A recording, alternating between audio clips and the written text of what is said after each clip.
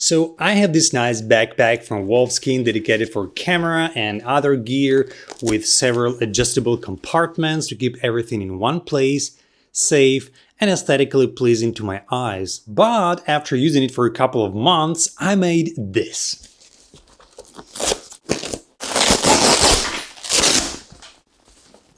Because it occurred that I'm a minimalist and I don't really need all these pockets for my gear. So what exactly do I take with me for a short trip in my minimalistic travel bag? That's what I'll be talking about in the next several minutes.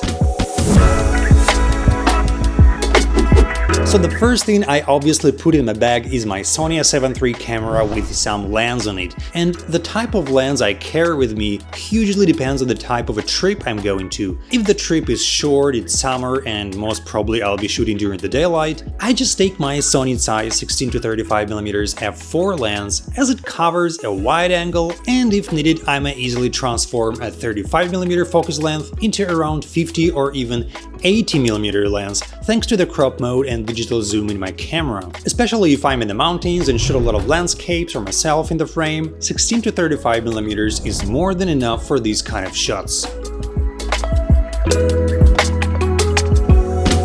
If the weather is bad or it's generally dark outside, and here in the northern hemisphere, starting from the middle of fall and by late spring, it's freaking dark outside in the mornings and evenings, I am taking my two lenses, Sony 24mm f1.4 G Master and Sony 85mm f1.8. These two lenses cover both wide-angle and telephoto in bad light conditions.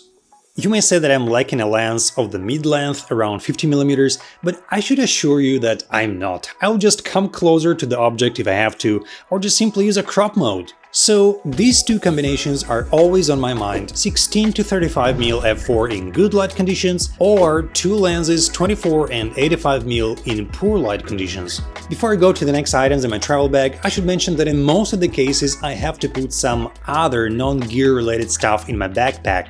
For example, a jacket, water, everything you may need in the mountains. And mountains is a direction that I choose very often for my short trips. And these compartments themselves take so much space that I barely can fit other necessary things. It makes no sense for my minimalistic approach. That's why I decided to just detach it. If I need some properly shot scenes for the B-roll or anything else using the low aperture of a lens, without cranking the shutter, I need to have an anti-filter to block the light. I have a great variable density filter of an impressive diameter of 77mm. The brand's name is Hoya. It has up to 8 f-stops reduction, and with two adapters I have, it may be used for any of these three lenses I've mentioned before. So a great tip for you guys, if you're buying an anti-filter, purchase the bigger one, because later you'll be able to fit it to any lens using just adapters, which cost almost nothing. This way you'll avoid buying multiple filters. There are also two pieces of gear that you cannot avoid having. Without them, your camera will be just useless. These are a battery and a memory card.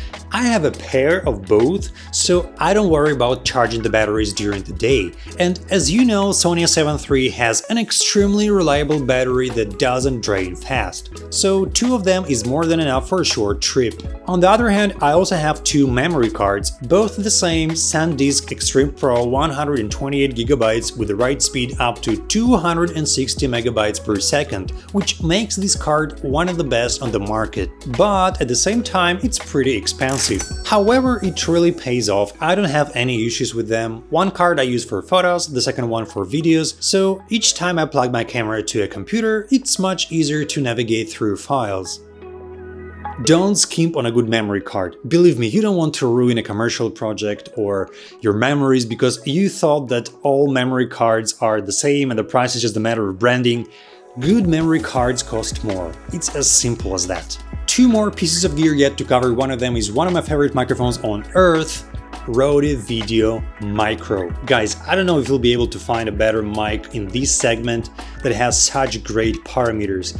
It sounds amazing, it's small, it doesn't need phantom power, it's cheap. Guys, you must have this microphone if you're looking for the solution that will not ruin your budget and at the same time will take you to a whole new level of video production. I totally suggest it, as well as all other gear I've mentioned before. Below this video you'll find the link to each of these products. Last but not least is a piece of gear that I also use a lot during my short trips. This is a Joby GorillaPod 3K Pro kit which easily fits into a backpack, or I may also strap it to the side pocket. I use it whenever I record a vlog or take pictures of myself or the entire family. You can bend and wrap it as you wish. It allows you to mount and support your camera almost anywhere.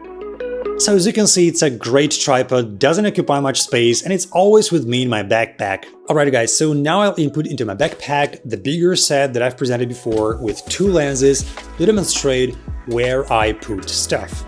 First goes my softshell jacket, which I wear only in extreme situations because I am a hot guy. Then a camera with a microphone already attached. Obviously 2 memory cards and 1 battery are already inside the camera. Additional battery I put into the smaller pocket, which reminds me of a belly bag. Here I also put my anti-filter adapters and anti-filter itself in the bottom section of it. Additional lens in a soft cover goes to the lower compartment. GorillaPod I'll attach to the side pocket, a bottle of water from the opposite side, and there is plenty of space left to put some smaller accessories, such as a camera strap or rain cover or some mascot. No, I'm kidding, I don't carry mascots with me.